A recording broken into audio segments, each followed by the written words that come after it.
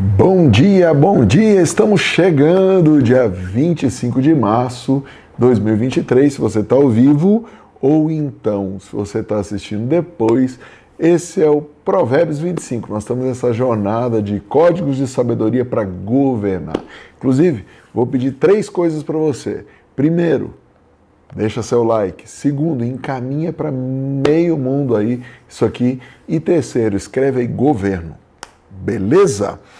É interessante nós estudarmos provérbios juntos e tem sido muito legal. Obrigado a todo mundo que está aqui comigo todas as manhãs ao vivo. E se você está aqui na jornada, nós temos visto que provérbios tem 6 partes. Nós finalizamos a parte 4 ontem, tá? E o capítulo 25, ele dá início à parte 5, né? Então nós já vimos que provérbios tem quantas partes? O livro inteiro de Provérbios tem 6 partes. E agora nós vamos começar a parte 5, que começa aqui no capítulo 25 e vai até o final do capítulo 29. Tá certo? E o que a gente vai fazer hoje? A gente vai ler, comentando, comentar, lendo. Só que, se nós prestarmos atenção, o verso 1 do capítulo 25, ele diz assim: estes também são provérbios de Salomão. Já fica claro que está começando uma nova etapa. Eu não sei se você já tinha percebido isso antes de estudar comigo. Eu já tinha lido muitas vezes provérbios, mas nunca tinha parado para escrever os comentários do jeito que eu estou fazendo. E então, eu queria que, se você nunca prestou atenção nisso, escreve não. Se você não tinha prestado atenção nisso, porque olha como é que começa. O verso 1 diz: esses também são os provérbios de Salomão, os quais transcreveram homens de Ezequias de Judá. Opa! Ou seja, a própria palavra aqui está dizendo que esses provérbios, quem transcreveu foram os escribas de Ezequias. E qual que é o primeiro código que a gente aprende aqui? É o código Glória dos Reis, né? Código Glória dos Reis. E qual que é o código Glória dos Reis? Se você observar aqui, o verso 2 diz o seguinte: e a glória de Deus é encobrir as coisas, mas a honra ou a glória dos reis é vasculhar um assunto. A palavra vasculhar é hakar. Hakar no hebraico quer dizer buscar, procurar, pesquisar, examinar, investigar. Só que o mais interessante, ele está no próximo verso, que é o verso 3, que diz: o céu pela altura e a terra pela profundidade e o coração dos reis é inescrutável. Agora, peraí. Essa palavra inescrutável vem da mesma raiz de hakar. Qual que é a raiz de hakar? Tá? A raiz de hakar é o que faz com que as coisas estejam escondidas. Então, a glória de Deus é esconder as coisas, mas a glória dos reis é buscar, esquadrinhar. Ou seja, um filho, uma filha de Deus, investe tempo examinando onde? No próprio coração. Como assim? Deus plantou a eternidade no seu coração sem que você perceba isso. Está lá em Eclesiastes. O próprio Salomão escreve isso. A glória de Deus foi ter plantado isso em você sem você saber. A sua glória de rei, de sacerdote real, de rainha, é vasculhar isso aqui até encontrar. E ele continua nos versos 4 e 5. Tira a impureza da prata e sairá o vaso para o refinador. Tira o perverso de diante do rei e o seu trono estabelecerá na justiça. Do que ele está falando aqui? Ele está dizendo de limpeza. Ele está falando o quê? Tira do teu coração a sujeira, que você vai ser estabelecido como rei, como rainha, diante do Senhor, mas também diante dos homens. E isso nos leva ao código número 2. Qual que é o código número 2? O código número 2 é comportamento. Olha só, não te estendas a ti mesmo na presença do rei e não fiques no lugar de grandes homens. O que ele está dizendo? Quando você chegar num lugar, não vai lá se espichando para ficar na frente do cara. Porque melhor é que te digam: vem aqui em cima, do que seres humilhado na presença do príncipe, a quem teus olhos viram. Ou seja, não senta no primeiro lugar, senta para lá e espera eles te chamarem. Verso 8, não saias apressadamente para lutar, para que no fim não saibas o que fazer quando teu vizinho tiver te envergonhado. Ou seja, não compre uma briga à toa, não. Pensa, discute a tua causa com teu vizinho e não reveles o segredo a outro, ou seja, não conta os teus segredos. Uma palavra apropriadamente falada é como maçãs de ouro em gravuras de prata. O que está dizendo? É muito preciosa uma palavra falada na hora certa, do jeito certo.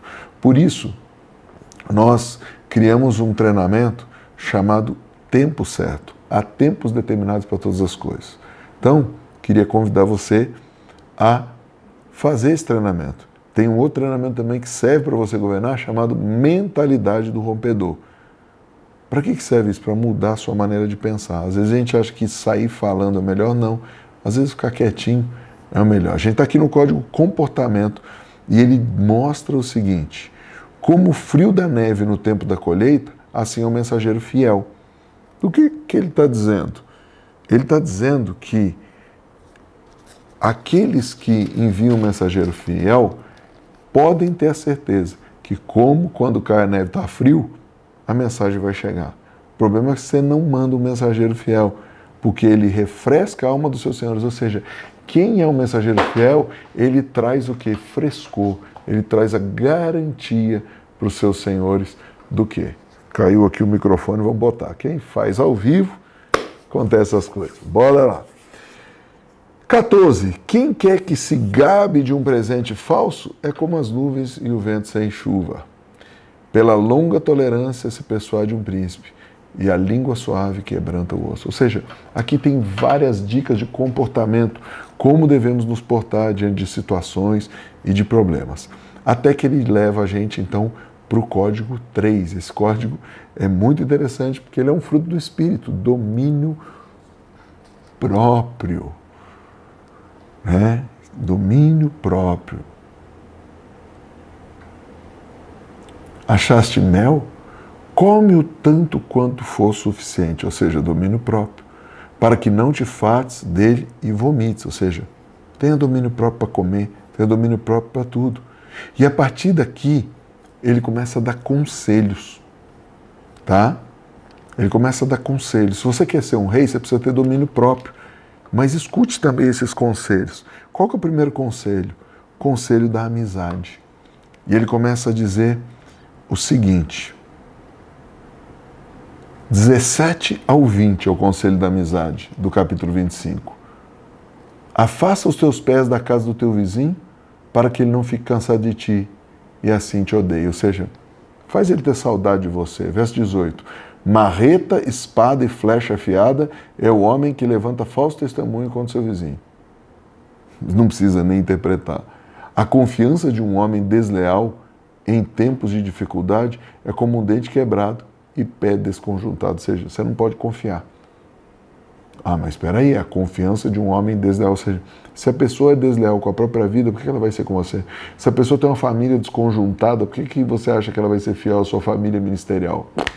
Pega a dica aí. Verso 20. Como aquele que toma vestimenta no tempo do frio e como vinagre sobre o salitre, assim é aquele que canta canções para um coração aflito. Ou seja, seja amigo, console seus amigos. E aí ele vem para o código 4.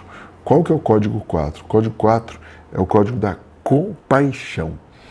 Esse código aqui é muito tremendo, porque ele diz: se teu amigo tiver fome, dá-lhe pão para comer. Se tiver sede, dá-lhe água para beber. Isso é o verso 21. O verso 22 diz: porque assim amontoarás brasas sobre a sua cabeça e o Senhor te recompensará. Agora, se fosse isso, estava bom, mas aqui está dizendo: se o teu inimigo tiver fome. Não está falando do teu amigo. Por isso que eu li de propósito assim, sabe por quê? É fácil ajudar meu amigo, o difícil é ajudar inimigo. Mas, se nós tivermos o código de compaixão até com os inimigos, o Senhor mesmo é que nos recompensa. E ele continua, então, a sequência de conselhos. Olha só, do verso 23 e 3 em diante. O vento norte dispersa a chuva, e a face irada a língua maldicente. É melhor habitar no canto de um eirado com a mulher briguenta. Perdão, é melhor habitar no canto de um eirado do que com uma mulher briguenta em uma casa ampla. O que ele está falando? É melhor morar num puxadinho do que com uma mulher rixosa e iracunda, algumas versões diz, né? É muito interessante isso aqui, né?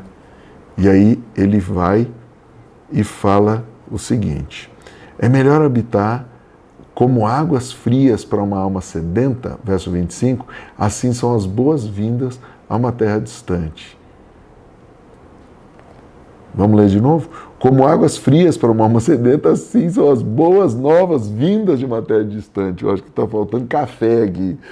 Um homem justo caindo diante de um perverso é como uma fonte turva e uma nascente corrompida. Não é bom comer muito mel, assim como para os homens buscar sua própria glória. Isso não é glória. Olha que dica. E ele termina mais uma vez com domínio próprio. Olha o que ele diz no verso 28.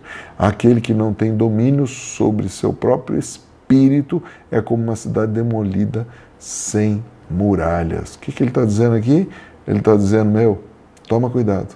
Porque se você não tem domínio próprio, você já está devassado, já está conquistado, já está destruído. Bora orar então? Senhor, ative em nós esses códigos. Nessa manhã, nós pedimos. Abba, Pai, enche-nos do teu amor e da certeza do que o Senhor prometeu. Espírito Santo, conduz-nos àquilo que o Senhor tem para nós. Jesus, queremos fazer a vontade do Pai como o Senhor fez aqui na terra, como ela já é feita no céu. Seja glorificado. Aleluia.